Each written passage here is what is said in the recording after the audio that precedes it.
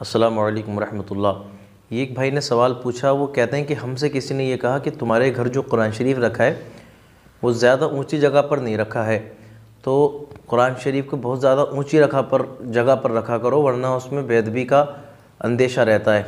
तो पूछते हैं कि हज़रत क्या ऐसा सही है कि कुरान शरीफ को कितना ऊंचा रखना है, क्या इसका भी कोई मसला है?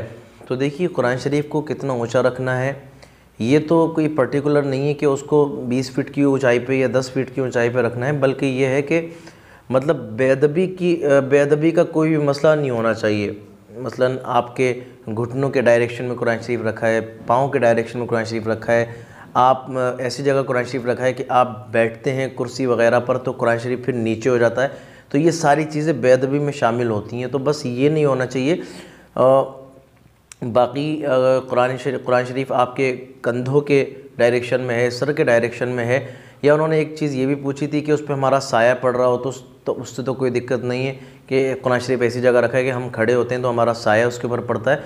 तो देखिए, साया कोई भी नापाक या बुरी या निजासत वाली शय तो नहीं होती कि जिसको पढ़ने से बेअदबी का कोई मामला हो या बेअदबी हो।